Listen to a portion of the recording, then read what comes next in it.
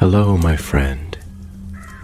The world of magic, filled with legends and ancient tales, is opening its gates once again.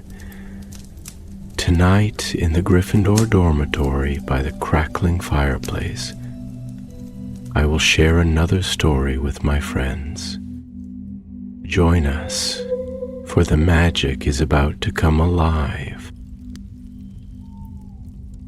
In the whispering halls of Hogwarts School of Witchcraft and Wizardry, a shadow stirred where no shadow should be.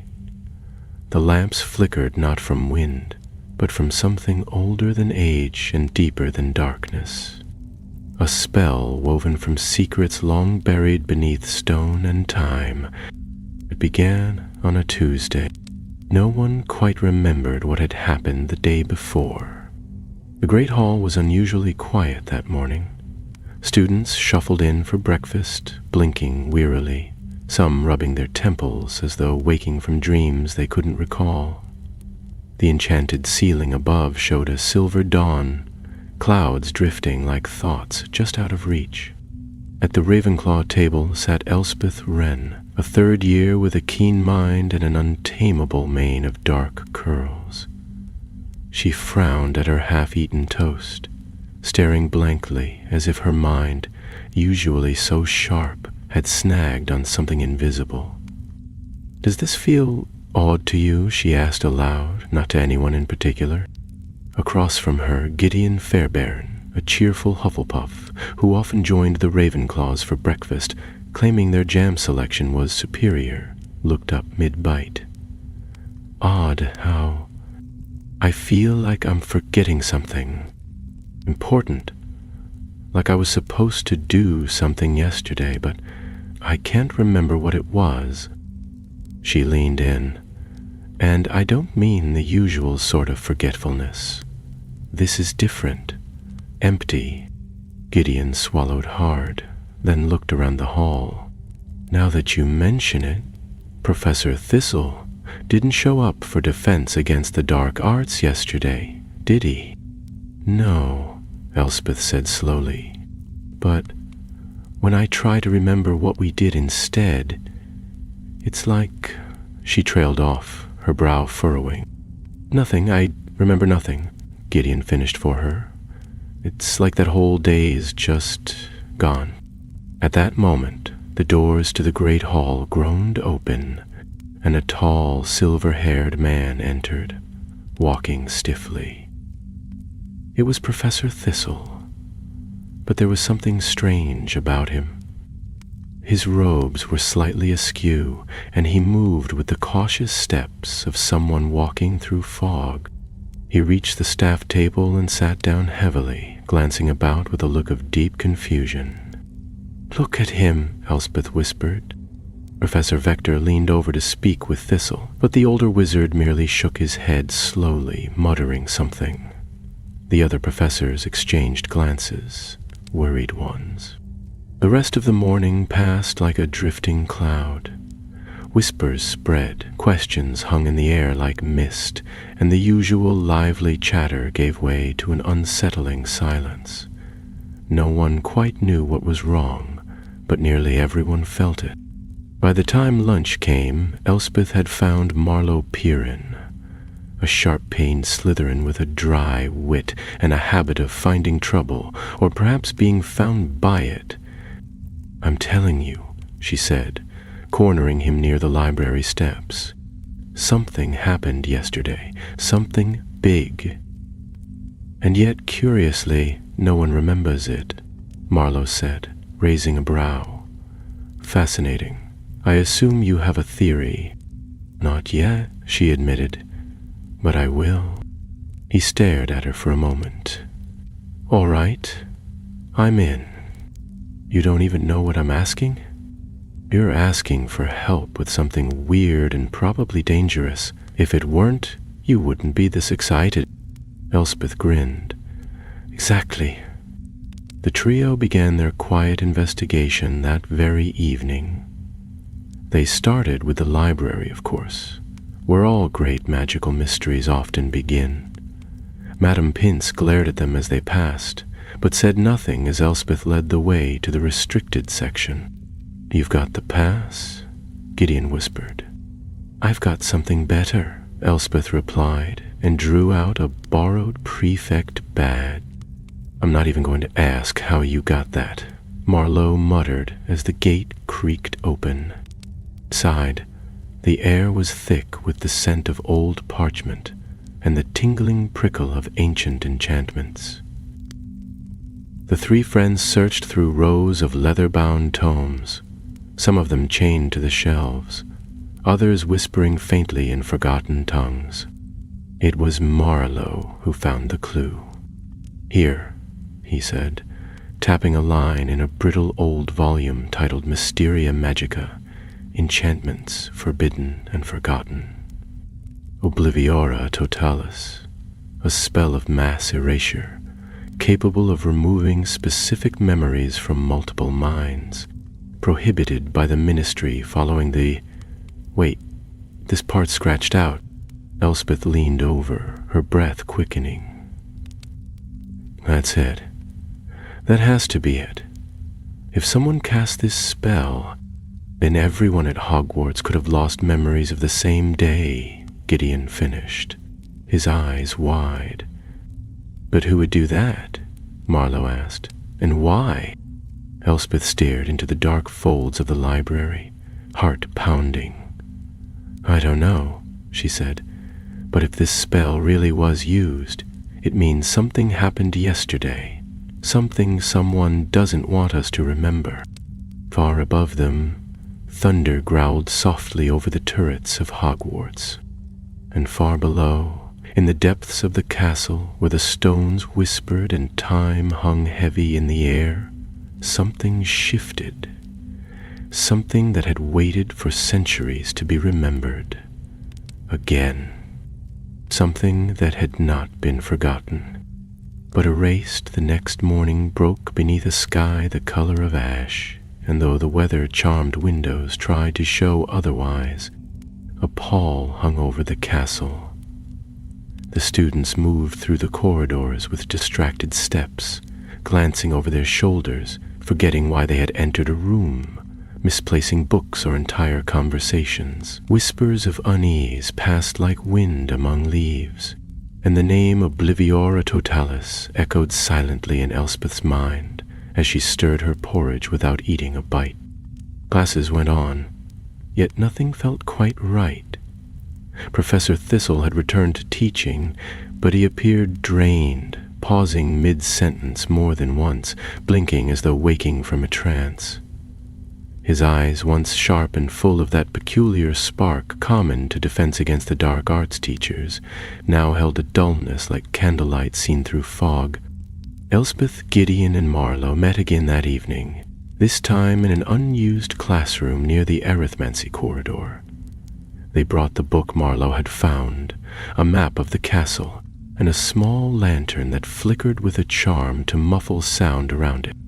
Elspeth, Marlowe said, drawing the book toward him, look here again. There's a page missing. He was right. Just after the section describing the memory spell, the next leaf had been sliced out with such precision it left only the faint trace of an edge. Someone didn't want us to see what came after, Elspeth murmured, frowning. Who thinks someone didn't want seen? Gideon added. The page and whatever happened the day before yesterday.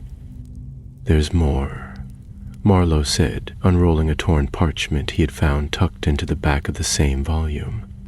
It's a floor plan, or part of one. Elspeth bent over it. That's the sublevels beneath the west wing. Except, Gideon said slowly, those don't exist anymore. They were sealed off after the Great Flood of 1834. Or so we're told, Marlowe said with a smirk. But you know what they say. Hogwarts always has more secrets. There was something strange about the drawing, though. It was inked in a fine, curling script, faded but still legible, and in the bottom corner was a name. R. Ravenclaw. A founder's hand. Gideon asked, awed. Or someone pretending to be, Elspeth replied. But this is no student's doodle. Look, see the runes here? They are warding marks, old ones, meant to seal memory, not just stone. Do we go? Marlowe asked. Elspeth nodded. We go. They planned their descent carefully. After curfew, they would slip through the tapestry near the Ravenclaw common room. One Elspeth had discovered in first year led to a disused broom cupboard. From there, they'd move through the back corridors to the old statue of Boron the Bearded, which Marlowe swore covered a hidden stairwell. The castle was quiet that night, the kind of quiet that feels like it's holding its breath. They moved like shadows under the cover of the lantern's charm, speaking in whispers if they spoke at all. Suits of armor turned their heads as they passed. Portraits stirred, but did not call out. Perhaps even the paintings felt something strange in the air. Reaching the statue of Boron the Bearded, they stopped. The stony wizard loomed tall, holding a broken staff and a spellbook etched with weathered runes. This is it, Marlowe said, stepping forward. He pressed a stone beneath the statue's foot. For a long moment, nothing happened. Then, with the grinding sigh of age and magic, the base of the statue shuddered and slid aside, revealing a curling stone staircase spiraling into darkness. They lit their wands. Lumos. Together, they descended. The air grew cooler with each step, heavy with the scent of damp stone and something older. Dust, yes, but more than that. Memory, perhaps, or the loss of it. The stairway ended in a low hall, the walls arched with age, thick with ivy that had no sunlight to grow by. Their footsteps echoed oddly as though the corridor swallowed sound. Elspeth's wand light fell upon a strange door at the end of the hall. It was round, carved with a great spiral and lined with runes that pulsed faintly in the presence of magic. At its center was a keyhole shaped not like any key they'd ever seen, but like a wand. Windlock, she breathed. Very old. It recognizes the caster, not just the wood. Sue, who can open it? Gideon asked. I can try, Elspeth said, stepping forward. She raised her wand and touched it to the keyhole. For a moment, nothing happened. Then the door shimmered with pale blue light. A soft click echoed through the corridor. But before they could celebrate, something hissed behind them. They turned as one, wands raised. At the far end of the corridor stood a tall, cloaked figure. Its face was obscured by shadow, its presence unnaturally still, as if it did not quite belong in the world of the living. Elspeth's voice was steady. Who are you? The figure said nothing. Gideon stepped back. That's not a teacher. The figure raised one pale hand. Shadows coiled around its fingers, twisting like smoke. Then it vanished. Not with a sound, not with a flash, but simply gone, as though it had never been there. The three stood in silence, breathing hard. What was that? Gideon asked. I don't know, Elspeth said, but we've already come too far to turn back now. She turned to the door. Let's see what someone didn't want remembered. The stone creaked open. Beyond was darkness, but within that darkness, something waited, something that had not been seen for 100 years. And it was waking. The chamber beyond the spiral door was unlike anything they had seen in Hogwarts before. Its walls curved inward like the inside of a giant seashell, lined with rippling stone that shimmered faintly as their wand lights passed across it.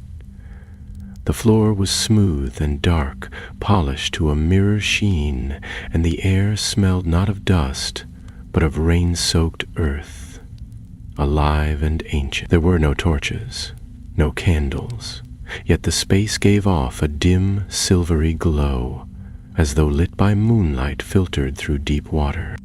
Elsbeth stepped cautiously inside, her boots making no sound against the floor.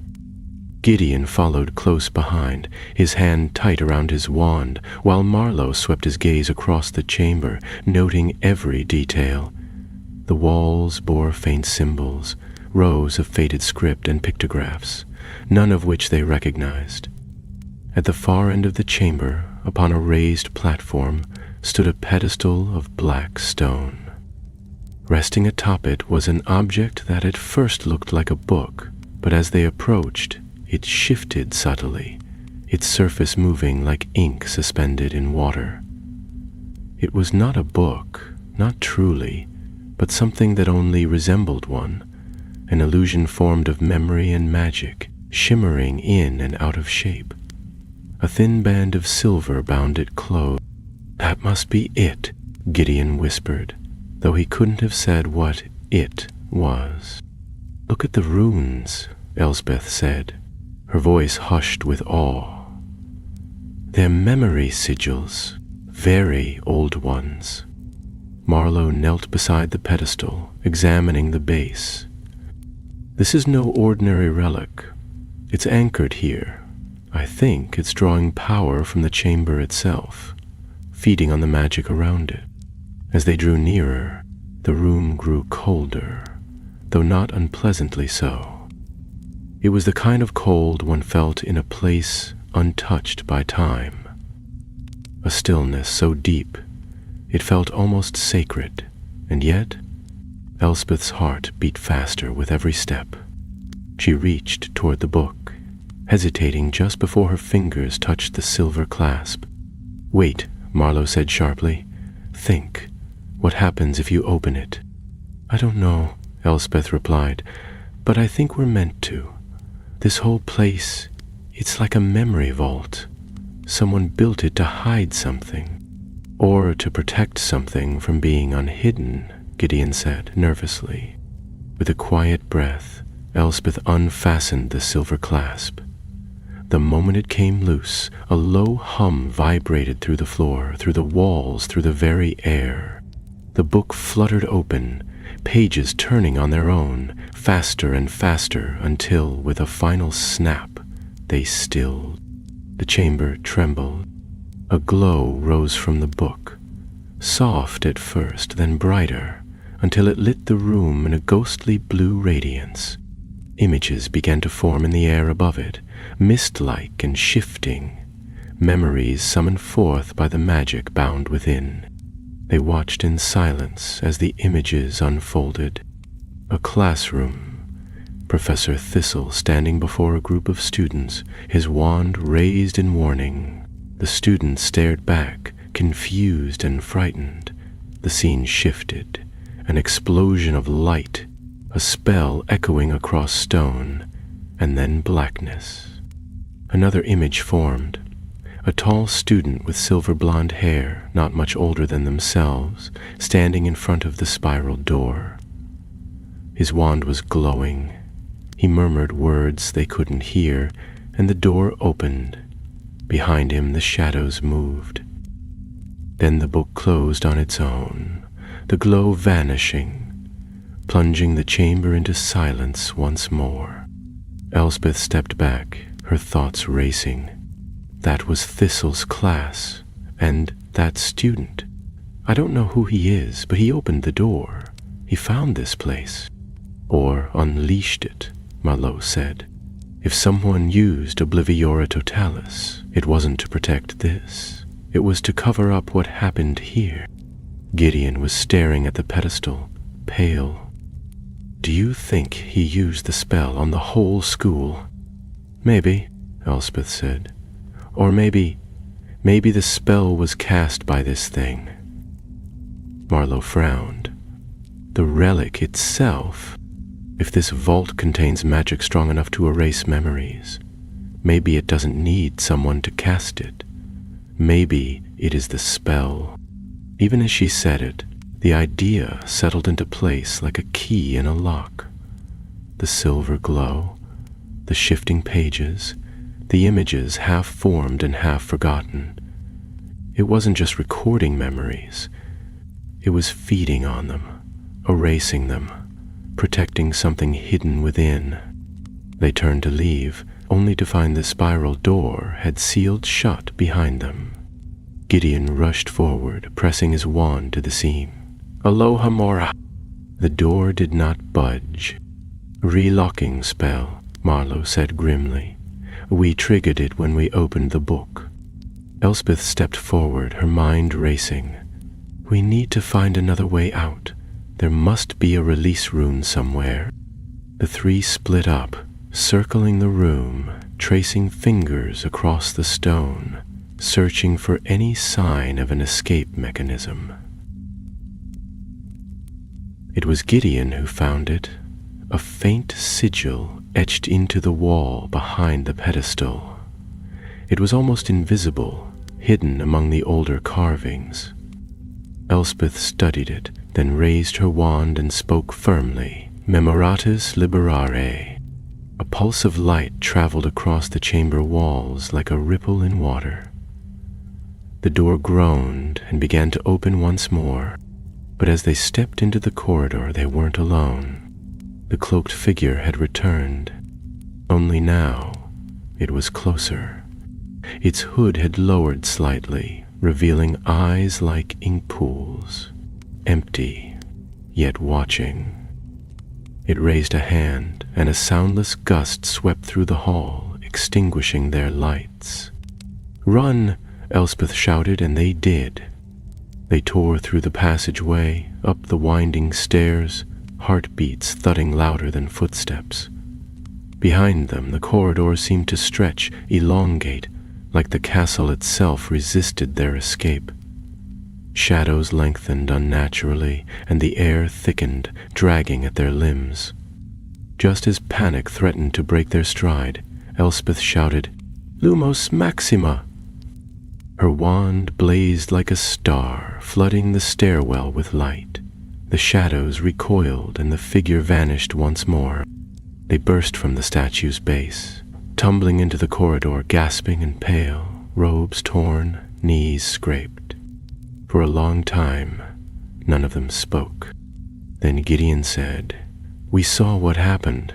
That spell. Someone used it. The book showed us. But why?" Marlowe was staring back toward the passage. "Because there's something down there no one wants found." Elspeth looked down at her wand, her hand still trembling.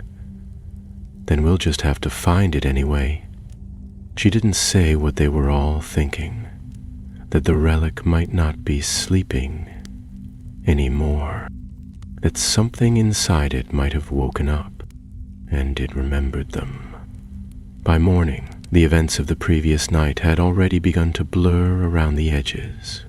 Though Elspeth could recall the shape of the vault and the shimmer of the relic's pages, the details felt oddly softened, like ink smeared by rain.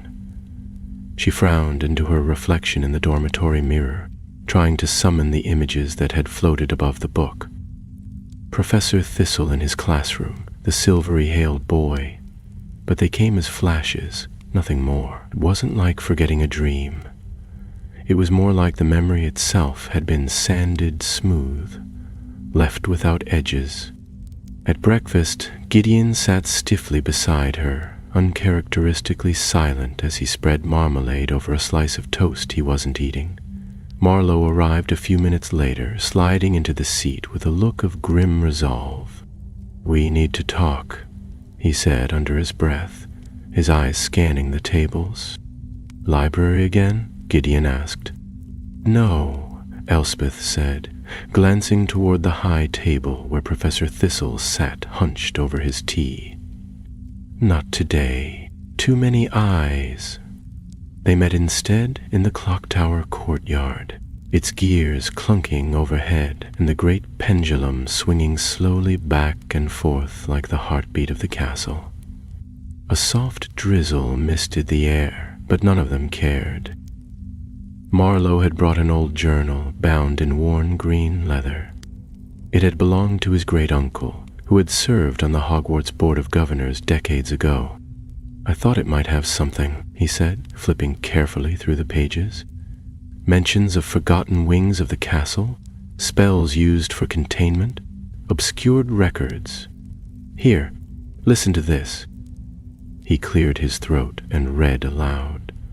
"West Wing sealed by order of Headmistress Marchbanks following the incident of 72. Enchantment classified. Ministry obliviators involved." "Obliviators," Elspeth echoed. "So the ministry did come to the school. That must have been the first time Obliviora Totalis was cast." "Not the first," Marlowe said, tapping the page, "but one of the last. There are footnotes here, very faint. Mentions of similar events as far back as the late 1800s. There's a pattern, I think. A cycle. Someone finds the vault, and then memories vanish." "But what is the relic?" Gideon asked. "Who made it? Why would Hogwarts keep something like that hidden under its own foundations?" "That's what we need to find out," Elspeth said. "But we can't risk another trip to the vault without a way to protect our memories. It's already working against us. I can feel it." Marlowe nodded slowly. "There are shielding charms, but they're not foolproof. The book was designed to reach through them." "Maybe we don't need to block it entirely," Elspeth said. "Maybe we just need a way to anchor what we know. Something solid, something that won't be affected." "A memory journal," Gideon offered.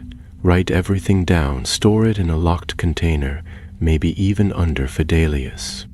"Better," Elspeth replied. "A pensieve?" Marlowe's eyes narrowed. "Where are we going to find a pensieve? We can't just borrow the headmistress's." "No," she said, "but I know where there might be one.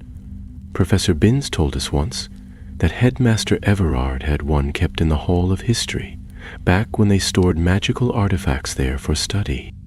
"That hall hasn't been opened in years," Gideon murmured. "I thought it was closed off for renovations." Elspeth smiled faintly. "That's what they say."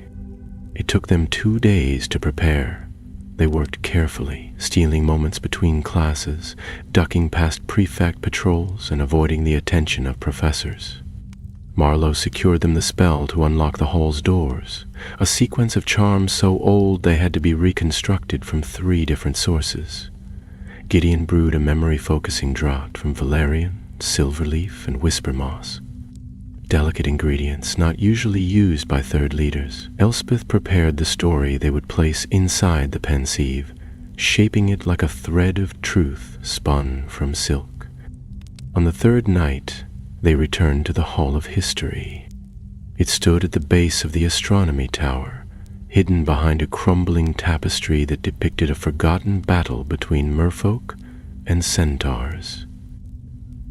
The door beyond was thick, carved with the names of long-dead headmasters and sealed with a twisting lock of wrought iron. Elspeth stepped forward and touched her wand to the center. A periore. The lock groaned, and the doors creaked open, with the sound of wind in hollow halls. Inside, the hall was dim and heavy with silence. Tall cases lined the walls, each filled with artifacts protected by dust and age. Here was a broken scrying mirror, there a set of enchanted gauntlets said to have once belonged to a dueling champion. At the far end of the chamber stood a stone plinth, and upon it, exactly as Binns had described, rested a shallow, wide basin etched with swirling runes. The pensieve. Elspeth approached reverently, her fingers trembling as she drew her wand and pressed it to her temple. She focused her thoughts. The vault, the relic, the images from the book, the silver-hailed boy. Slowly she drew forth a silvery thread of memory, delicate and shimmering like starlight, and placed it gently into the bowl. Marlowe followed, then Gideon. Together they stood over the pensieve and watched their shared memory swirl into shape. The surface quivered, then stilled. "It's done," she said. "Now, if we forget, if the spell tries to take our memories again, we can come back here and remember." They didn't speak of the unease that still clung to them, nor the feeling that the relic below the school was aware of them now. They didn't speak of the figure that had followed them, or the strange sensation that something had taken root in their thoughts, something not their own. But as they left the hall and sealed the doors behind them, Elspeth looked back once more. She had the oddest feeling that the pensieve had pulsed softly, like a heart, and somewhere far below, behind stone and spell, the book stirred again. Its pages began to turn. The following week unfolded with a strange, creeping sense of unreality. The corridors of Hogwarts remained familiar, yet the atmosphere had shifted in some subtle but undeniable way. Professors seemed distracted, forgetting names, repeating lessons, pausing in the middle of speech as if their thoughts had wandered into thick fog. Elspeth noticed how the fat friar now lingered outside the library far more often than usual, murmuring to himself about missing pages. Peeves, usually delighted by chaos, had grown eerily quiet, floating about the castle with narrowed eyes and uncharacteristic solemnity. And throughout it all, the students whispered, not openly, but in fragments. Something had happened, they said. Something was happening. No one quite knew what it was, but everyone felt it. The trio kept their heads down and their eyes sharp. After storing their memories safely in the pensieve, they had expected a kind of clarity to follow, as if the threat would recede once they had taken control of their own minds. Instead, it only grew more tangled. At times, Elspeth would suddenly find herself in the middle of a corridor, unsure of how she had arrived there. Gideon twice misplaced his wand, once finding it on his pillow hours after turning his dormitory upside down. Marlowe confessed that he'd begun to forget his own dreams, something he claimed had never happened before. What troubled them most was not the loss itself, but the feeling that something was actively sifting through their thoughts, as though memories were being weighed, measured, and, if found wanting, taken. On a gray Thursday afternoon, as they gathered in the library beneath the tall stained-glass window of Artemisia Lovkin, Elspeth pulled a folded note from her pocket and laid it between them. "It was in my charms book. No name, no handwriting I recognize, just this." She smoothed it open. Written in narrow, spidery letters were 4 words. "Do not trust Thistle." Marlowe leaned over the parchment, frowning. "We already had our doubts, didn't we? He was the one who disappeared on the day we all forgot." Gideon hesitated. "But he seems just as affected as the rest of us. What if he's a victim, not the cause?" "Or what if he's both?"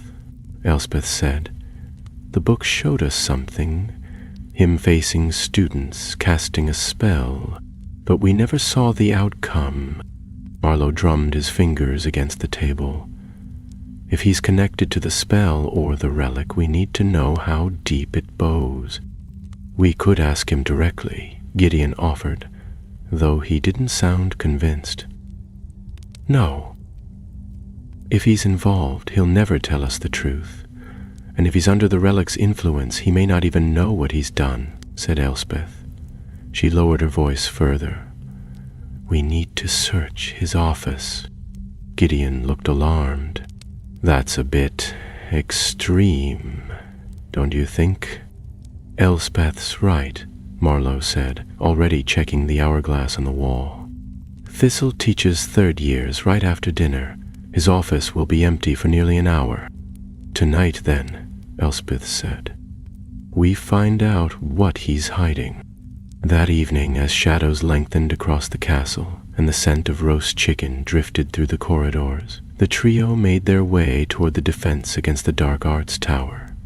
The staircase wound high and narrow, the walls lined with portraits of past professors, some stern, some wild-eyed, and at least one who appeared to be asleep under a pile of books. They waited until the last student had left the classroom, then slipped quietly down the adjoining passage and reached the door to Thistle's office.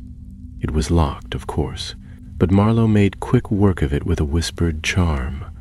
The door creaked open to reveal a dim room filled with curious objects, rows of defense tomes, glass cases containing shattered wands, faded dark detectors humming faintly in their jars. The air smelt of ink and something faintly acrid, like burned parchment. Elspeth led the way, scanning the shelves while Gideon watched the door. Marlowe moved to the desk and began opening drawers with practiced care. Keeps a journal," he muttered. "Daily entries. Most of them are dry. Lesson plans, notes on students. But the last few pages..." He stopped, brow furrowing. Elspeth crossed the room to read over his shoulder. The handwriting, steady at first, grew more erratic as it went on. February 11. Interference in the lower levels again. Something awoke when they entered the vault. I must remember what I've forgotten. February 12. Another black gap. The day is gone. I don't know what happened. I should know. The spell was meant to contain it, not release it. February 13. The relic hungers. I see it in my dreams now. It knows me. It wants more. Elspeth pulled the journal from his hands and flipped to the final page. There, in thick ink, only one word had been scrawled over and over again.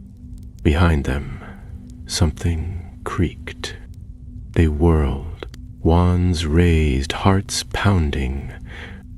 But the room was empty. "Did you hear that?" Gideon whispered, his voice hoarse. Elspeth nodded. She tucked the journal into her satchel. "We've got what we need. Let's go." They slipped from the room and down the tower, moving swiftly and silently. Yet as they passed the classroom, Elspeth paused.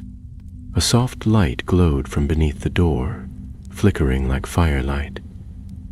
She stepped closer and listened.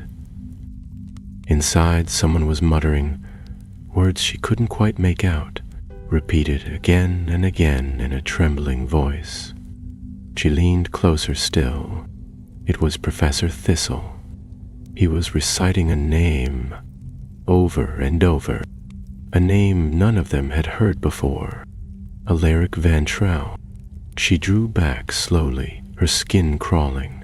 Something about the name clung to the air, thick and foul like smoke after a cursed fire. Marlowe caught her arm. "Come on," he whispered. "We've seen enough." Back in the safety of the Ravenclaw common room, they gathered round the fire and unrolled their notes. The name circled among them, strange and cold, and as Elspeth wrote it down, the ink shimmered for a moment, as though resisting the quill. "I think that's the name of the boy we saw in the memory," she said at last. "The one who opened the vault before us." "Then we're not the first to come this far," Gideon said. "No," Marlowe replied, staring into the fire. "But if we're not careful, we might be the last." The days that followed were drenched in unease. Elspeth found herself watching the faces of those around her, classmates, professors, even the house elves in the kitchens, with growing suspicion, as though the very walls of the school might lean in at any moment and whisper secrets better left forgotten. She noticed how Thistle now seemed even more unsteady than before, his eyes rimmed with sleepless shadows, his voice brittle and hollow. In one lesson, he lost track of his thoughts so completely that he simply stopped mid-spell and stared at the blackboard for a full minute, unmoving. When asked if he was all right, he smiled a strange, tight smile and said nothing at all. The three of them met in secret whenever they could, though caution grew heavier with each encounter. They avoided the lower levels, no longer trusting that even silence could protect them from the relic's reach. Instead, they pored over books in the library, ransacked old scrolls in forgotten storage rooms, and searched the castle archives for any trace of Alaric Vantril, a name which, despite its weight, had been scrubbed clean from nearly every record.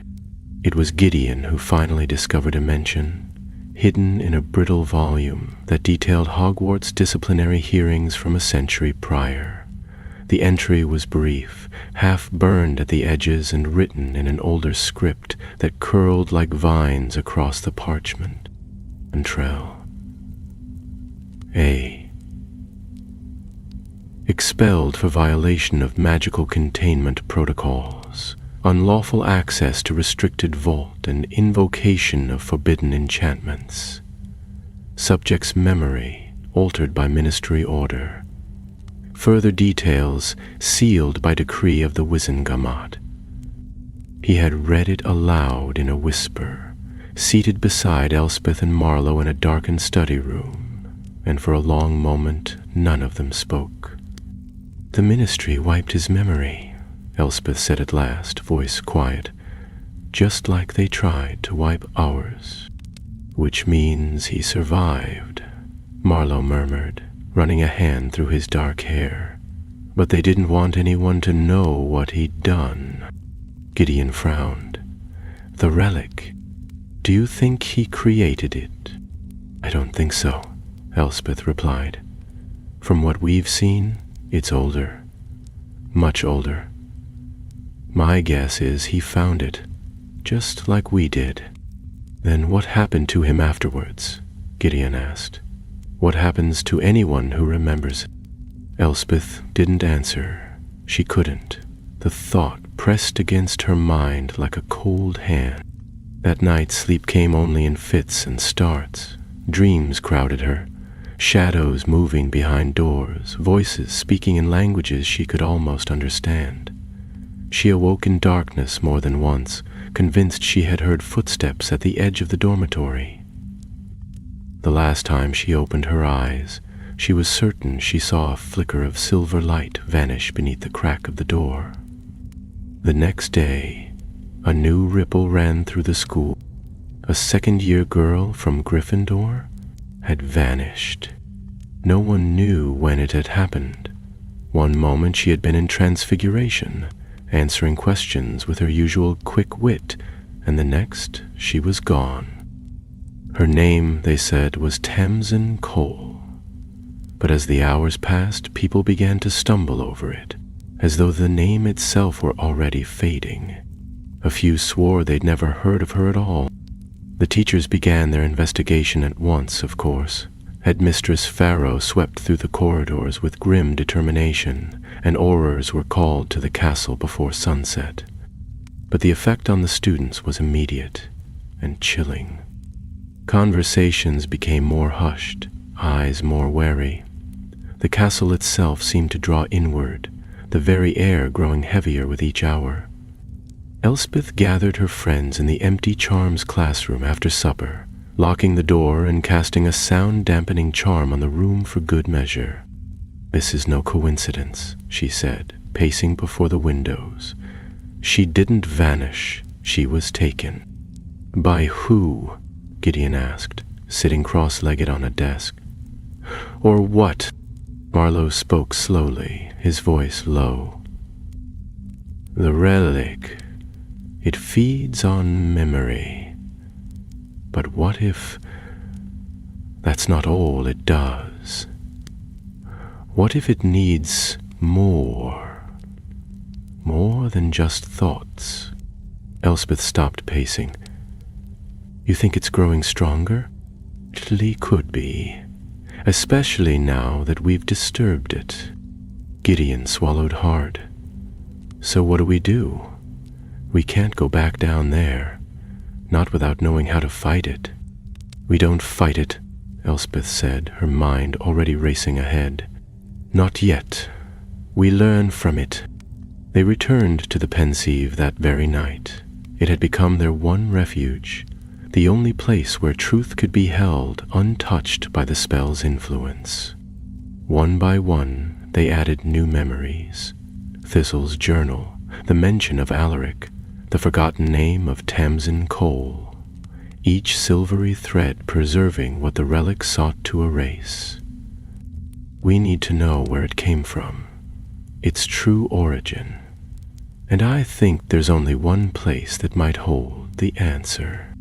The Founder's Archives, Marlowe said quietly. She nodded. Exactly. They're sealed under the headmistress's protection and barely anyone gets access. But if Rowena Ravenclaw herself helped design the vault, like the map suggests, then the relic predates even the Ministry, Gideon finished. It could go back to the founding of the school. The problem, Marlowe added, is getting past the wards. Elspeth smiled faintly.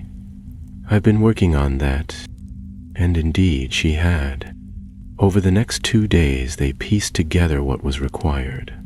Older spell forms hidden in the margins of ancient textbooks, half-forgotten incantations mentioned only in footnotes, a rune sequence that had to be traced in exact alignment with the phases of the moon. Elspeth prepared carefully, not rushing, not forcing. She felt more than ever that one wrong move could bring the whole castle down around them. The entrance to the Founder's Archives lay behind a narrow portrait of an empty hallway, hung in a seldom-used stairwell beneath the south wing. Most assumed it was a mistake, one of those peculiar quirks Hogwarts seemed fond of, but when Elspeth whispered the unlocking charm, the portrait rippled and pulled inward, revealing a narrow stone passage descending into darkness. They stepped through, wands raised, the light from their spells casting long shadows on the rough-hewn walls. The stairwell curved sharply, leading deep beneath the school where the stones grew older and more uneven with each step. At last they reached a door, a tall arch of obsidian veined with silver, etched with the crests of the 4 founders. A small pedestal stood before it, and upon it 4 indentations, each shaped like a different object. A feather, a fang, a coin, and a tear. We need to find the relics, Gideon said softly, one from each house. Elspeth exhaled slowly. Then we'll find them, whatever it takes. As they turned to begin the search, a gust of air blew up from the stairwell behind them, but there was no wind. Only the soft, whispered voice of a girl. Elspeth. She turned, heart in her throat. No one was there. Only darkness and the memory of a name already fading. The next morning dawned pale and cold, with a mist that clung low over the black lake and crept in tendrils up the castle walls. Elspeth stood by the Ravenclaw Tower window, her fingers curled around the sill, watching the fog writhe like some silent warning. In the distance, the astronomy tower pierced the mist like a sentinel, unmoving and ancient. Somewhere below, the relic still waited. But now there was a door between them and the answers they sought. A door that would only open with 4 tokens, one from each house, each bound by the will and memory of a founder. Back in the common room, the fire had been reduced to glowing embers, but Marlowe and Gideon were already seated at their usual table, parchment spread before them. Elspeth crossed the room and sat down, pulling her cloak tighter around her shoulders. I've been thinking about the indentations on the pedestal, she began at once. A feather, a fang, a coin, and a tear. It's not just symbols, it's a riddle. Each object must represent something that once belonged to a founder, or perhaps something enchanted to carry their essence.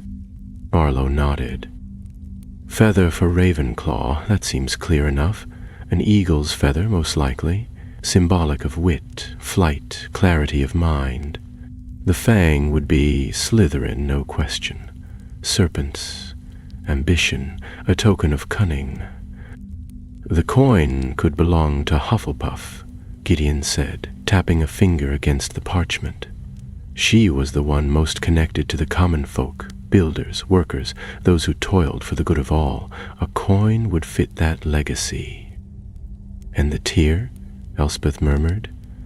It must be Gryffindor, the most emotional of the four. A token of bravery, but not without sorrow. Then we split up, Marlowe said at once. We search for the relics, we regroup before curfew and store everything in the Pensieve. That way, even if something goes wrong, if someone forgets, we'll be able to piece it together. The plan was made with haste, yet not without care.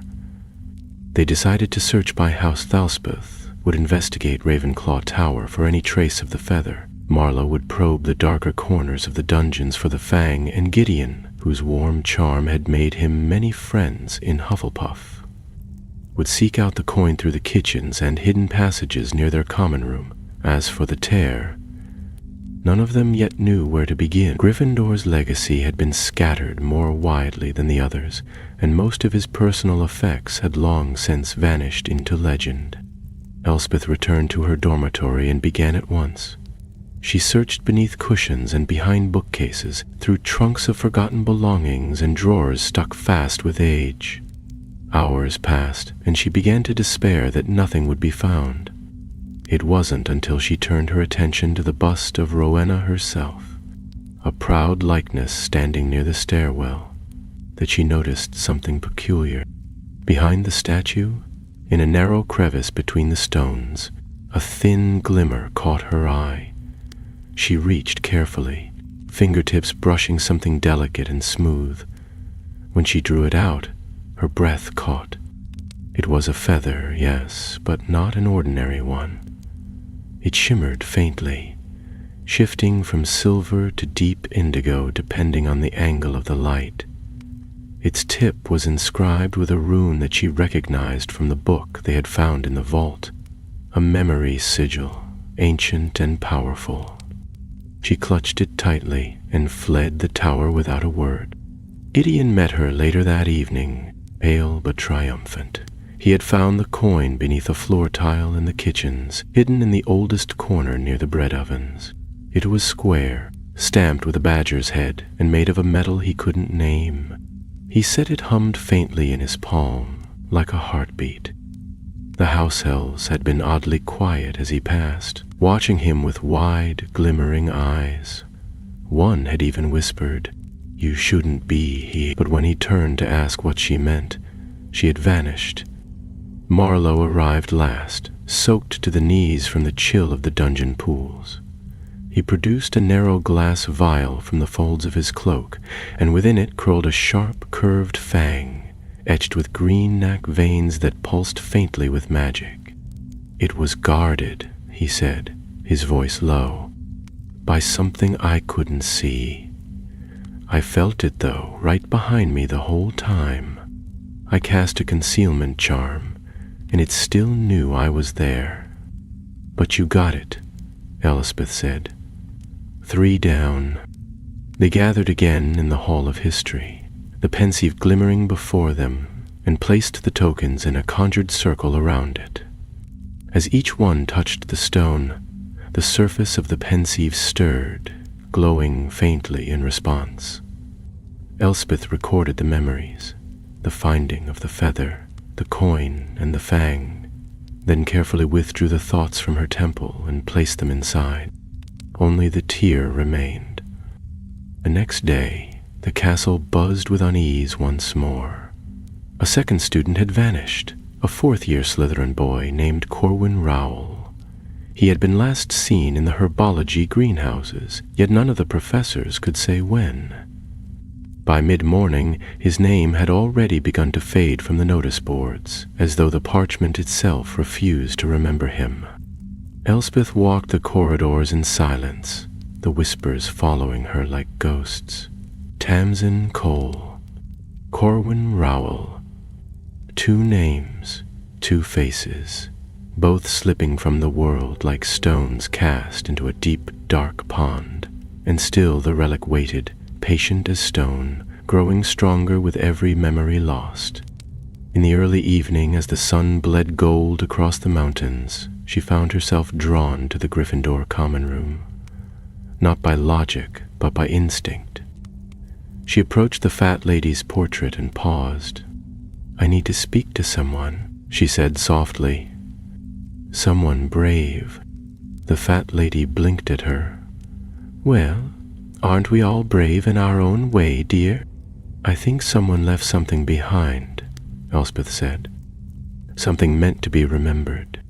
The fat lady pursed her lips, then with a soft sigh swung open. The room beyond was warm and crimson and smelled of wax and wood smoke. Elspeth moved slowly, looking at every table, every shelf. She didn't know what she sought until she saw it. A framed photograph beside the fireplace, long since blackened with soot. She cleared it gently with her sleeve. In the image, a boy with dark curls and a lion crest on his robes sat beside a girl with braids and freckles. Both smiled, but behind their eyes there was sorrow. The girl, Elspeth realized with a shiver, was Tamsin Cole. She turned the frame over.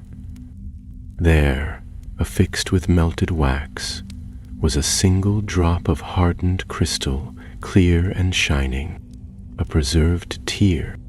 She took it gently and held it to her chest, and as she did, the fire behind her flared high, casting her shadow tall upon the wall. Far below, in the deep dark of the vault, the book opened, and the name Elspeth Wren was written across its page. When Elspeth returned to the Hall of History that night, the castle seemed to hold its breath. The corridors were empty, the torchlight dimmed to a flicker, and even the portraits along the staircases watched her in silence, their painted eyes wide with something that might have been fear or recognition. She moved quickly, the tear tucked safely in a pouch at her belt, her wand gripped tightly in her hand. Gideon and Marlowe were already waiting beside the pensieve, their faces pale in the silvery glow.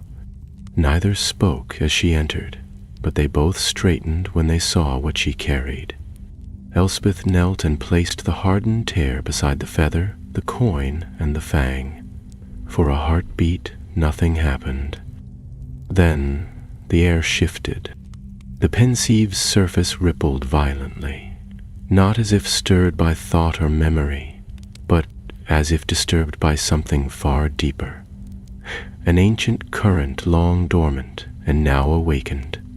A cold wind blew through the hall, though there were no windows. The relics trembled where they lay. Light spilled across the stone floor as the pensieve flared with sudden brilliance. The 4 objects lifted into the air and began to circle slowly, their edges glowing with runes Elspeth had only seen in the oldest of spellbooks. A voice, low and unearthly, murmured in a tongue none of them knew. The door beneath the portrait of the empty hallway, the door to the Founder's archives, shimmered and vanished. They stood, exchanged a single glance, and stepped through. Beyond lay a vast circular chamber, its domed ceiling held aloft by great pillars shaped like the Founders themselves. The stone floor was engraved with a star-shaped pattern, its lines pulsing faintly with magic. At the center of the room stood a crystal plinth, and resting atop it was a book, not the relic from the vault, but another, older still.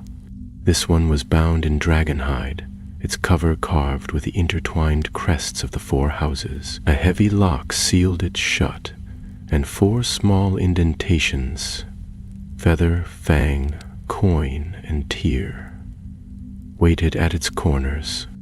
Elspeth stepped forward and placed the 4 relics into their places. The lock clicked. Slowly, with a groan of age and enchantment, the book opened. It did not show words at first. Instead, images rose from the pages like mist from a warm cauldron, memories woven into story. They saw Rowena Ravenclaw standing in a tower of glass, ink on her fingers and runes floating above her head. Salazar Slytherin, his face darker than legend painted him, whispering to shadows in the deep roots of the castle. Helga Hufflepuff, planting seeds with hands glowing golden, singing spells of growth and healing. Godric Gryffindor, scarred and proud, placing his wand into the sorting hat and speaking the words that would bind the school together. But the memories changed then. They saw the 4 gathered around a 5th figure, hooded, tall, and draped in silver robes stitched with moving symbols. The founders were older now, their faces worn, their expressions grim. The figure in silver placed a book upon the ground, the same relic they had found in the vault, and the air around it shimmered like a disturbed reflection. The founders argued. Rowena looked afraid. Salazar's face was unreadable. Helga wept. Godric stepped back from the relic with a look of horror. Then came the final image. The 5th figure turned slowly and lifted back its hood. It was Elric Van Trell. Younger, yes, barely older than a student, but unmistakable. The close ones. Gideon whispered, stunned. He was one of the first. Witches and wizards had tried to seal the relic, Elspeth said, to lock it beneath the school and forget it ever existed. But wizards and wizards had remembered them, and it's been waiting for someone to come back. Marlowe's voice was tight. And now it knows us. They looked at one another, the silence between them heavy with the weight of centuries. The book closed, the relics fading from sight as though they had served their purpose. The chamber dimmed, but the knowledge lingered. Elspeth turned toward the stairwell. We have what we came for, but we're out of time. It's growing stronger. As they ascended, a strange, distant sound echoed through the passage behind them. Water, soft, cold, and echoing, not cruel, but hollow, like something that had forgotten why it once knew joy. They reached the corridor, sealed the portrait behind them, and made their way through the castle, hearts pounding. The hour was late and the torches had burned low, yet as they passed the charms corridor, they stopped as one. There, drawn in chalk upon the floor, was a circle of runes. Within it, 3 names had been written. Tamsin Cole, Corwin Roll, Elspeth Wren. The 3rd name was still being formed. A shadow stood at the far end of the hall, a tall shape wrapped in robes the color of wet stone. No face was visible, only a sense of immense presence, ancient and watching. It raised one hand and the runes on the floor pulsed. Elspeth drew her wand. Run! They fled down the corridor, spells bursting around them as the walls bent and the air folded inward, the very fabric of the castle twisting in protest. Behind them, the shadow moved slowly, without haste, like it already knew where they would go. They dove through a hidden passage behind a tapestry and slammed the door shut. Marlowe warded it with 3 quick charms, his voice tight. It's not hunting us like prey, he said, panting. It's gathering something. Memories, Gideon said. Names. No, Elspeth whispered. Stories. The relic wasn't just feeding on thoughts. It was feeding on legends, on the tales that gave people shape, that tied them to the world. Tamsin and Corwin weren't just forgotten, they were being unwritten. And now her name had been added to the list. She was next. The castle groaned that night as though it had become aware of the struggle playing out within its walls. Rafters creaked with no wind to move them, windows flickered with spells not cast by students or staff, and the staircases twisted at odd moments, changing their paths not out of mischief, but out of something more ancient and disturbed.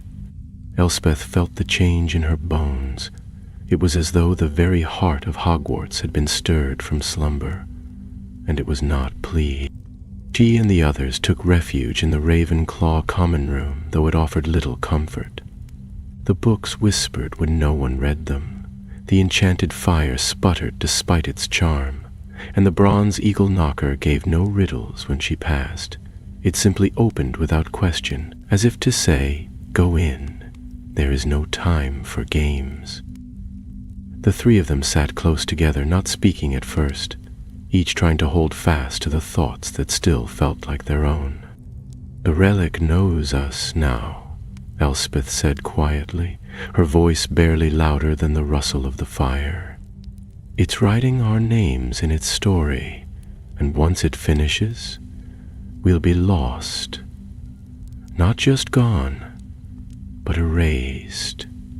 Like we were never part of this world at all." Marlowe nodded, his expression grim. That circle of runes was a ritual, a weaving, something meant to draw our identities into the fabric of the relic's magic. "But why you first?" Elspeth hesitated. "Because I opened the vault. I touched the book first. I saw what it wanted me to see. Maybe that was enough." "We need a counterspell," Gideon said. "Something strong enough to undo what the relic has started. A severing charm, a breaking curse, anything that might stop the story from taking us." "The magic is older than that," Elspeth replied. "Too old for ordinary spells. This isn't just a curse. It's a narrative force, something written into the bones of the castle. We can't just break it." "Then what?" Marlowe asked. "Wait for it to finish the story and take you?" "No," she said, straightening. "We changed the ending." She stood and crossed the room to her school bag.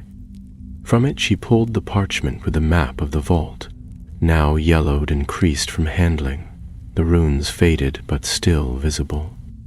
She unrolled it across the table and pointed to a marking near the center, an area they had passed over before. "Here," she said, "the heart of the vault. It wasn't just a resting place for the relic, it's a spell engine, a magical core built by the founders to contain the narrative enchantment. If we can reach it, we might be able to reverse the effect, or at least sever the relic from the rest of the school." "That would collapse the memory web," Gideon murmured, eyes widening. "The relic wouldn't be able to feed any more." "But we'd have to go back," Marlowe said, "back into the vault. And this time, it knows we're coming." Elspeth nodded. "Which is why we won't go unprepared." The next day was spent in careful preparation. Marlowe delved into the deeper sections of the library, uncovering fragments of arcane rituals designed to isolate magical influence from the self. Gideon worked on enchantments to mask presence, not true invisibility, but spells to confuse magical detection, a form of magical misdirection once used by Ministry scouts during the Goblin rebellions. Elspeth, meanwhile, sought out the last piece of their defense. She climbed the spiral staircase to the divination tower, not for prophecy, but for the strange collection of objects Professor Vecra kept hidden in the upper storerooms. Items forgotten by time, but still humming with odd magic. Among them, she found a silver circlet etched with concentric runes and filled with small, glimmering stones. She recognized it from a footnote in one of Bince's lectures. A thought shield, once worn by a witch who had defended her village from a dream plague, by closing her mind to the invader. She brought it back and showed the others. "It won't protect us forever," she said, "but it might give me enough time to reach the heart." They returned to the Hall of History that night. The castle was quieter than usual, not peaceful, but expectant, like a deep breath held in suspense. The Pensieve still shimmered, though dimmer now, as if the relic's influence reached even into memory. Elspeth added one final thread, the most important yet. Her name, spoken aloud, held with the strength of her own will and placed into the basin.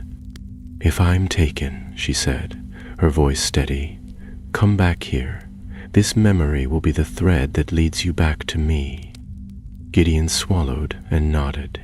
Marlowe clasped her hand briefly before turning to the spiral stairs. Together they descended once more. The passage to the vault was colder than before. The stones sweated in places, and the very walls seemed to pulse with life. Strange sounds echoed behind them, scraping, whispering, the faint chime of distant bells. None dared to speak. They reached the spiral door, and it opened without touch or spell. The relic was awake. Inside, the chamber had changed. No longer still and silent, it throbbed with energy. The floor alight with runes, and the relic hovering above the pedestal, pages open and turning in place, though no hand moved them. Light spilled from its center, silver, blue, red, shifting with thought and emotion, casting shadows that did not match their sources. Elspeth stepped forward, the thought shield upon her brow wand raised. Her vision wavered as the relic's influence brushed against her, but she pressed on. The others flanked her, casting protective wards that shimmered briefly before being swallowed by the ambient magic of the room. They crossed to the center, where the runes on the floor formed a spiraling star. Elspeth knelt, tracing the pattern they had memorized, the sequence from the Founder's archive. She felt the magic fight her, the relic resisting, its pages fluttering more violently, winds rising around them though the air was still. Then, from the relic, a voice emerged. Not one, but many, all speaking in concert, tones overlapping like threads of music woven into a dissonant chord. "You are not the author, you are the ink." Elspeth grit her teeth and shouted the final phrase of the spell, slamming her wand into the center of the runic star. A light erupted from the floor, lancing upward into the relic, which buckled and shrieked without sound. The voices faltered. The pages tore themselves in half, unwriting their stories in blinding bursts of silver flame. And just as quickly, the light vanished. The room fell silent. The relic crashed to the floor, cracked and motionless. The runes on the walls dimmed and faded. The air grew still, heavy with the echo of something undone. Elspeth stood slowly, trembling. The thought shield had shattered, but her name remained. They did not speak for some time. The chamber around them, once alive with strange whispers and unsteady light, now lay still and silent as a tomb. The relic sat in pieces atop the shattered pedestal, its pages curled and blackened at the edges, the runes that had once shimmered across their surface now dull as soot.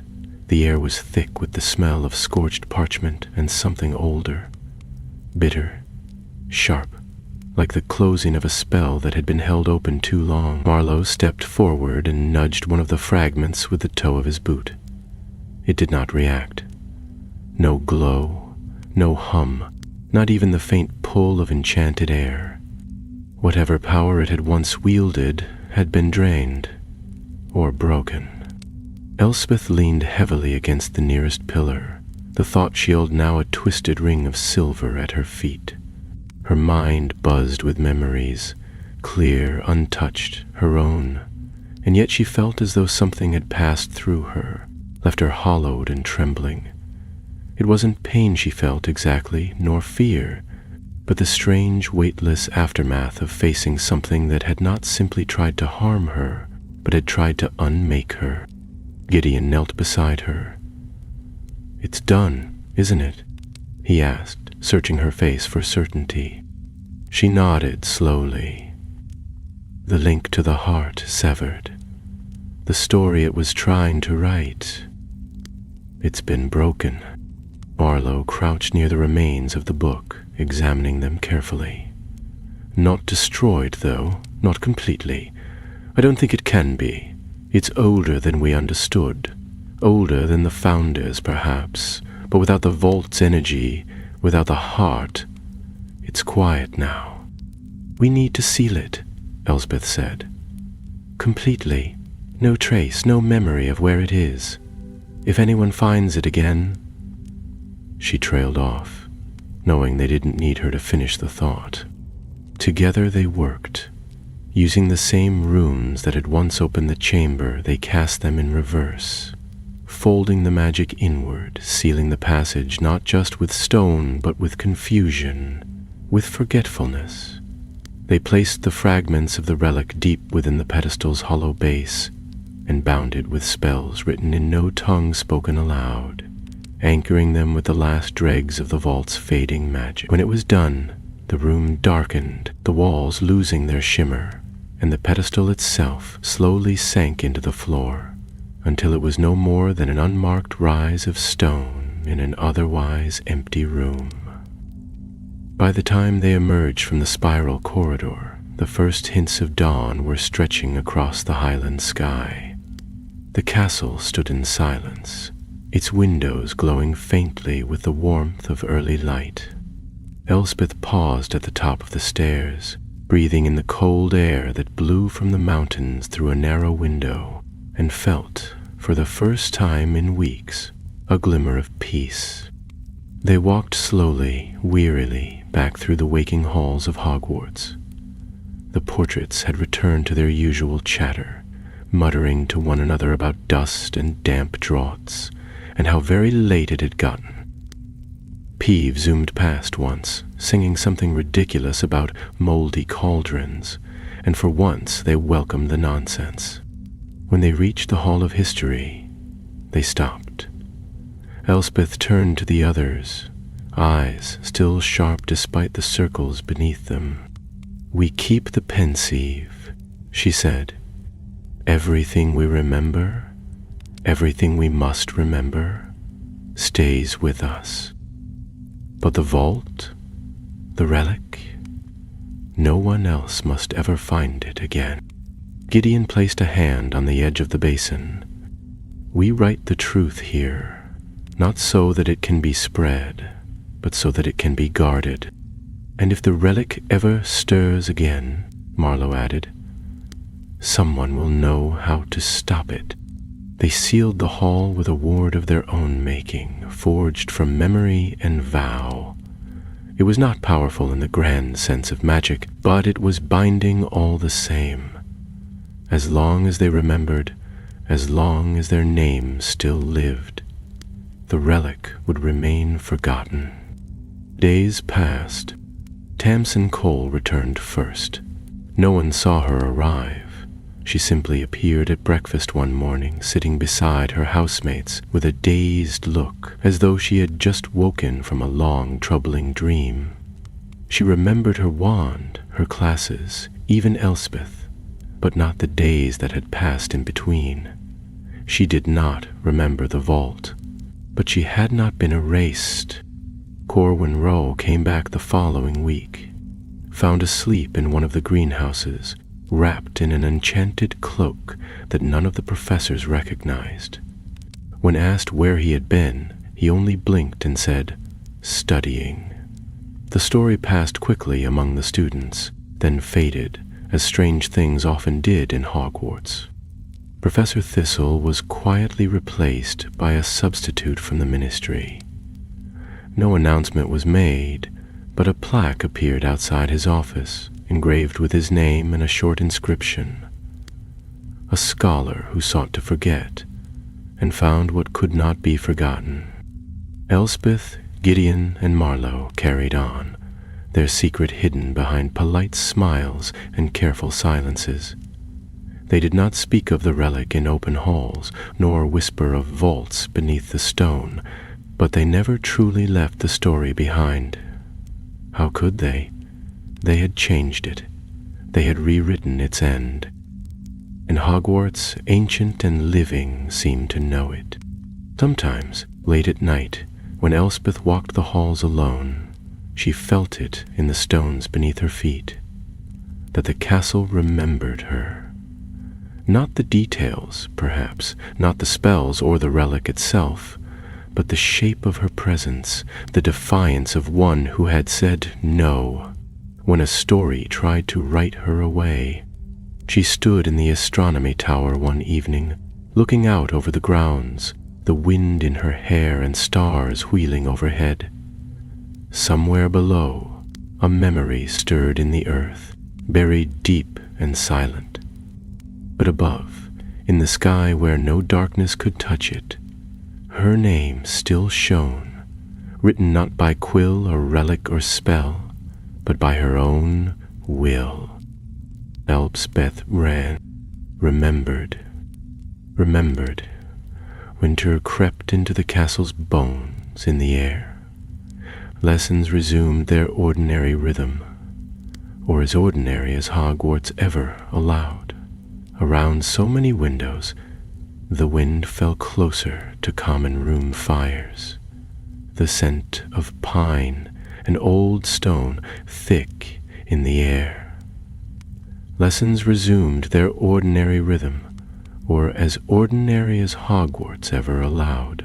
There were essays on wand lore, duels in charms class that left eyebrows singed, and the annual arrival of enchanted holly wreaths that hummed faintly when touched.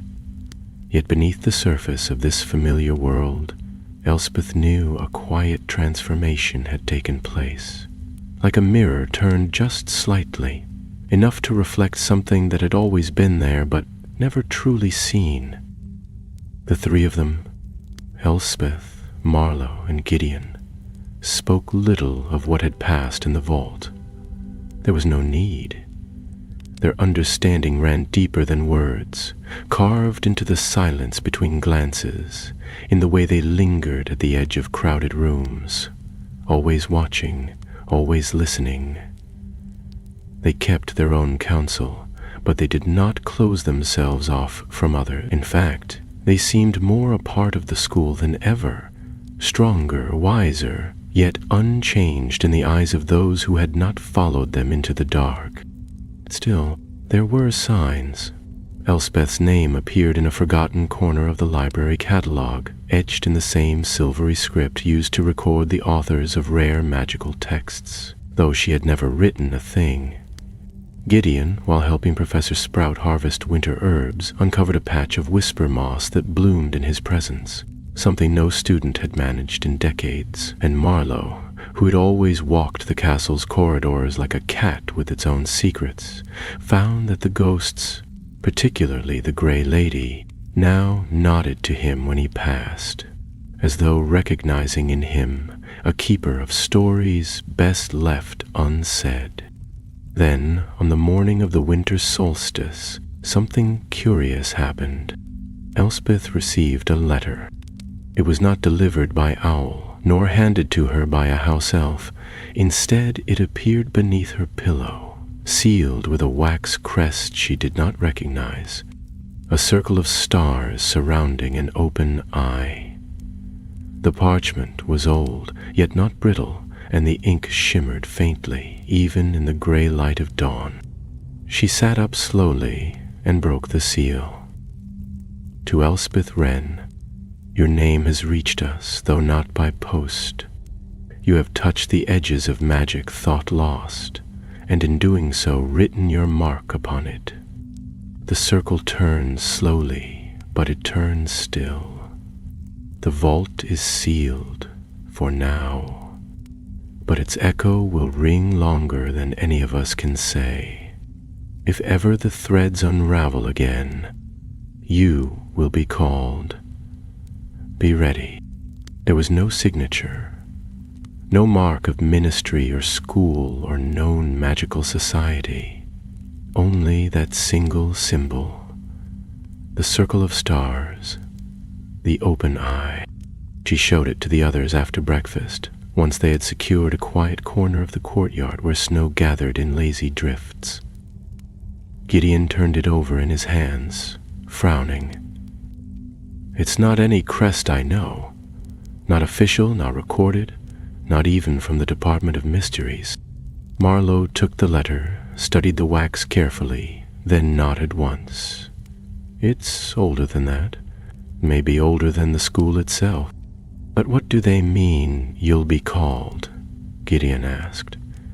"What would call you to something that's already over?"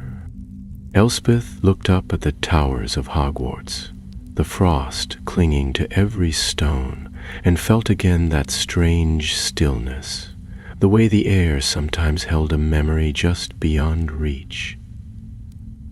"They're not talking about this story," she said quietly. "They're talking about the next." Christmas came with its usual joy and mystery. The great hall glittered with 12 snow-covered firs, their branches alive with tiny golden birds and strings of enchanted candles. Students stayed up late, wrapped in blankets and laughter, while snowball fights erupted near the greenhouses, and the house elves served mugs of steaming cider. For a while, it was easy to forget anything unusual had ever happened, but in the quiet hours, when the castle slept and the stars turned high above, Elspeth sometimes felt a faint pull in her chest. Not fear nor longing, but a quiet readiness, as though a door once opened might never fully close. On the night before the new term, she slipped away to the Hall of History. The pensieve still stood, its surface smooth and silver, untouched but not abandoned. She stood before it for a long time, watching her reflection shift in its depths, then drew her wand and summoned a single strand of thought.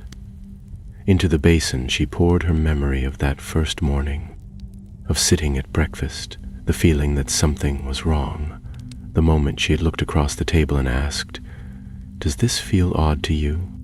The moment when the story had begun. It swirled in the basin, joining the others, becoming part of something greater. Not a record, not a warning, a promise. Behind her, the portrait of Headmistress Faro stirred and spoke for the first time in many days. "You've done what few would dare," she said, "but it is not the act of remembering that shapes the world, Miss Wren. It is the act of choosing what must be remembered." Elspeth turned and met her gaze. "Then we chose right." And with that, she stepped back into the halls of Hogwarts, her story unfinished but never forgotten. The new term unfolded like a quilt, freshly unfolded from the chest, familiar, warm, but bearing a faint scent of something stored away too long. With the snow melting in slow, reluctant patches across the grounds, and the black lake beginning to thaw, life at Hogwarts returned to its curious rhythm. There were whispered bets about which corridor Peeves would turn upside down next, complaints about history of magic essays that refused to write themselves, and late-night study sessions punctuated by laughter, the clatter of teacups, and the occasional hiccuped spell. To the untrained eye, nothing seemed out of place. But Elspeth, Gideon, and Marlowe watched more closely than most. They noticed when portraits flinched at shadows that hadn't moved, when staircases took longer than usual to shift into place, when Professor Vecra stumbled over the names of students who'd been in her classes for months. They spoke of it only between themselves, and only in places they knew were safe, beneath the enchanted skylight and the divination tower, behind the tapestry of the dancing trolls, or in the Hall of History, where the pensieve remained, quiet and eternal. And then, one late afternoon, something changed. It was Gideon who first sensed it. He had been walking the corridor near the charms classroom, late from collecting a cauldron he'd left behind during practice. The halls were quiet, bathed in the orange glow of evening sun. As he passed the long windows, he paused. Something had tugged at his mind, gentle as a whisper. He turned, and there, just beyond the glass, he saw a flicker of movement. Not a person, not a creature. A shimmer as if someone had stirred the air like water. He blinked, rubbed his eyes, and stepped closer. For an instant he saw it clearly, an outline etched in light, hovering over the frost-crusted lawn. A door. A door where none had been before. He ran. By the time Elspeth and Marlowe arrived, the sun had sunk below the mountains, and the sky was turning to ink. The door was still there, faint but visible, a perfect arch of light etched into the very fabric of the lawn between the lake and the forest. No handle, no keyhole, only an inscription carved in ancient runes that seemed to shift as they watched. "It's calling again," Elspeth murmured. "Not the relic, something else." "Something older," Marlowe said grimly. "Or deeper." Gideon glanced from one to the other. "We sealed the vault. We broke the relic's hold. Why now?" "Because magic doesn't end," Elspeth said quietly. "It moves. It changes shape. We cut one thread, but the story keeps spinning." The door pulsed faintly as though listening. For a moment, Elspeth felt her own heartbeat fall into rhythm with it, soft, insistent, ancient. They spent that night in the library, poring over texts that smelled of mildew and memory. They searched for tales of hidden doors, forgotten thresholds, portals not to places, but to times, to thoughts, to buried truths. At last, Marlowe uncovered something useful, an obscure volume titled Wards Beyond Wards, Magic Older Than Binding. It spoke of doorways not meant to be found, only remembered, not places one could walk through, but thresholds of understanding. "The door of recollection," he read aloud, voice slow and deliberate. "It appears only to those who have been erased, or nearly so.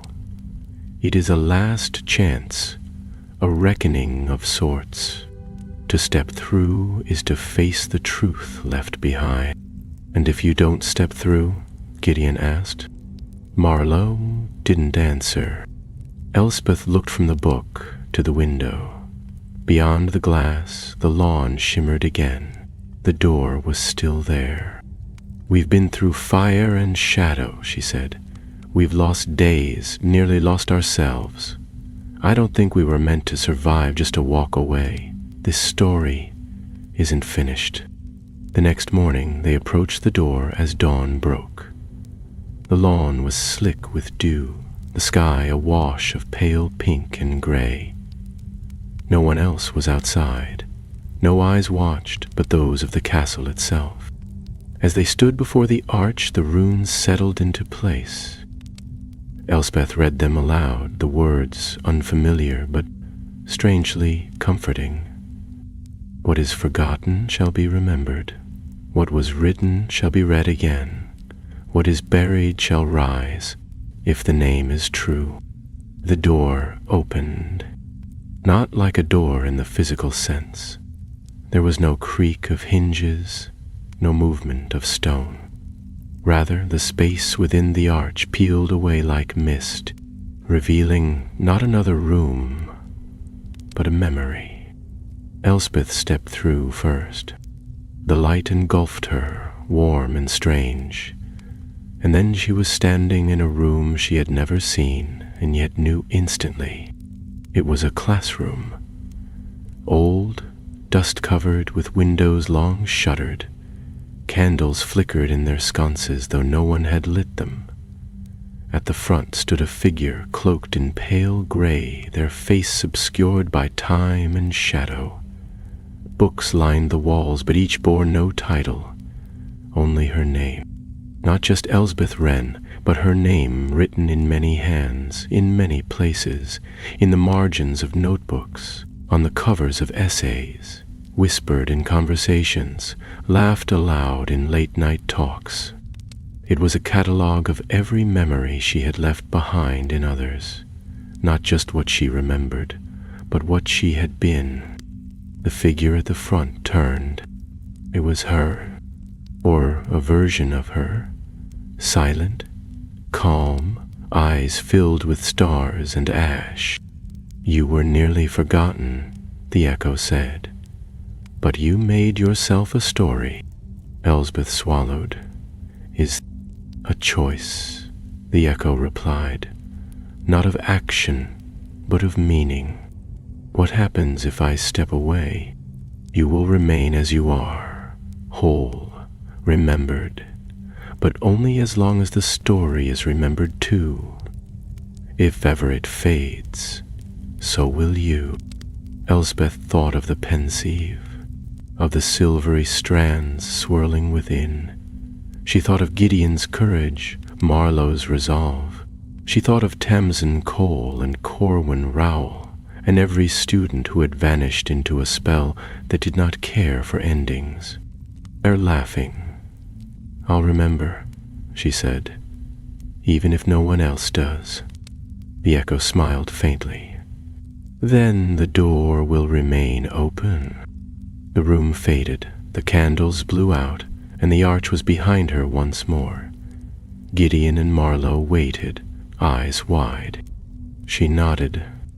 "It's not a trap," she said. "It's a reminder." They passed through in turn, silent as snowfall.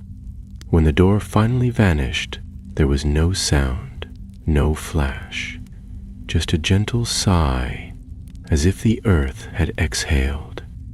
And above, in the castle's highest tower, a new star lit the enchanted ceiling of the great hall. A quiet light, a memory that would not be lost. Winter gave way to spring in the slow, stubborn manner of the highlands. The last snow melted in patchy mounds beside the castle's ancient walls, and crocuses pushed their bright heads up through cracks in the flagstone paths. The forbidden forest stirred with new life. The lake thawed fully at last, and with it came the return of the castle's familiar sounds. Boots splashing through puddles, owls winging overhead, laughter echoing up stairwells once heavy with silence.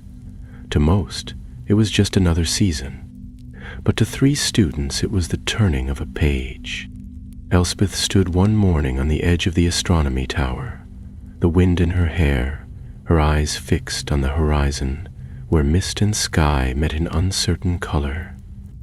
She did not feel victorious, nor did she feel entirely at peace. What she felt was something simpler and far older, a stillness that comes after a long telling, when the final word has been spoken, but the echoes have not quite died away. Below her, the castle moved on.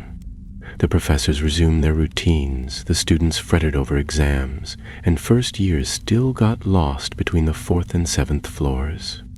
Life had returned to Hogwarts, as it always did, stubborn and joyous in its persistence. Yet, now and again, Elspeth would catch a flicker in the eyes of a stranger, a pause in a professor's step, a moment of déjà vu in a classmate's expression, and she would wonder if some small part of what they had done had left its mark. In the Hall of History, the pensieve remained sealed, but not abandoned. They visited it only once more, the 3 of them, together in silence. They did not speak as they placed their final memories into the basin, the doorway of light, the face of the echo, the vow made in a classroom that had never existed.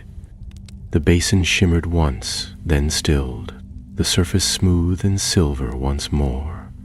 Elspeth placed a hand on the rim just briefly and whispered a name. It echoed across the hall and faded. They left the hall together, not looking back. The door behind the tapestry of the empty hallway remained sealed. The vault beneath the castle slept. But their names, Elspeth Wren, Gideon Fairbairn, Marlowe Peerin, were not unwritten. They had carved their place into the story not through power or fame or prophecy, but by refusing to forget when forgetting would have been easier, by choosing memory over fear, by holding fast to one another when the darkness reached to tear them apart. One evening in April, a letter arrived. This time it came by owl, a small black bird with eyes like chips of onyx. The parchment bore no crest, only a single line of delicate script. Elspeth opened it beneath the stars. The story was read. The ending has been changed. But not all endings are ends. Be ready. She folded the letter and tucked it into her robes without comment. Gideon was beside her, practicing a shield charm that made his wand spark with violet light. Marlowe lounged nearby beneath an elm tree, eyes half closed, listening to the breeze, with the faintest smirk tugging at his mouth. "You gonna tell us what it said?" Gideon asked, watching her from the corner of his eye. She considered. "Only this. We're not finished." Marlowe cracked one eye open. "Didn't think we were." They sat there for a while in companionable silence, the kind that needed no words, watching as the first fireflies danced across the grass and the moon rose pale and full above the mountains. Somewhere in the darkness, the relic slept. Somewhere beyond the veil of ordinary time, a new story waited to be told. But here, in the shadow of a castle that remembered more than most, the three who had faced forgetting and stood against it shared a quiet night beneath the stars. And Hogwarts, ancient and wise, held their names in its heart, not just for a season, not just for a term, but always.